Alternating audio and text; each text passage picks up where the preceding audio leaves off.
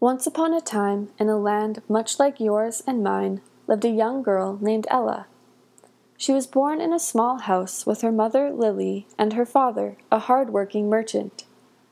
Her mother was kind, loving, and patient, and her father was happy. They were a gracious family who saw wonderful success. Such success allowed them to move into a large 4,000-acre estate. Ella loved the lily gardens around the estate and spent much of her time there. In these gardens, she met an odd yet charming array of friends: 3 blind mice, an uncountable number of birds, and a spider monkey named Zuzu, who had escaped from her wealthy neighbor's menagerie. Months after they arrived, however, Ella's mother fell sick. She died shortly after, leaving a heartbroken husband. After her death, he left on business more regularly and left Ella alone to grow into a woman of parallel kindness to her mother. During one of his travels, Ella's father met a woman. By the time he arrived home on the day of Ella's 16th birthday, he was married once more. The woman arrived in an extravagant horse-drawn carriage with her 2 daughters.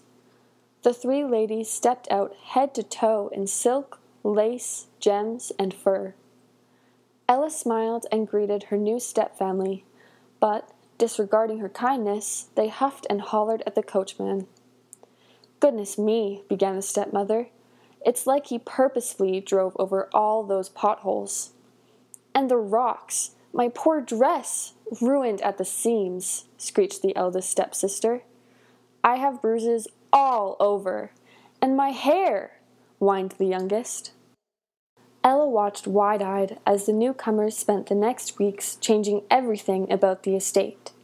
Walls were painted pink, grass was replaced with stone, and the lily gardens were removed and changed for rose ones. As months passed, her father's business began to decline. He turned solely to trade and was away for months at sea. While traveling, Ella was Cinderella, a name given to her by her terrible stepfamily. She cleaned and cooked and did everything for them, but when her father came home for short periods of time, Ella was Ella. She was ignored by her stepsisters, but treated with false kindness by her stepmother. Ella never dared to tell her father about the wickedness of his new wife. She could not bear to have her poor father's heart broken again. One evening at dinner, her father sat beside his beloved Ella and whispered to her, "I received a letter today." "A letter? Who from?" she whispered back, avoiding the hot glare from her stepmother. "The king," he replied, smiling. "The king?" exclaimed the stepmother. "What does the king want with her?" screeched the eldest stepsister. "Mother, I thought you said no animals in the house. Why is that thing in here?" whined the youngest. Ella, darling, would you please get your monkey off the table?" the stepmother asked through clenched teeth. Ella patted her lap and Zuzu hopped down. He grabbed a piece of bread from her plate and ran out of the large dining hall. "What does it say?" the stepmother asked.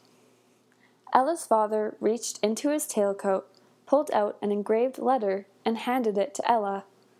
She read the handwritten words aloud. "On behalf of the king, their graces the Duke and Duchess of Devonshire, you are invited to attend the prince's masquerade ball, to be held in a fortnight." "Why, that's just 2 weeks away!"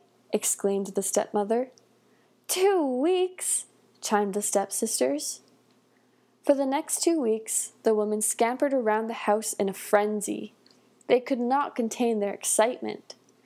Ella took freedom's opportunity to spend time with her father. They replanted a small lily garden behind the manor.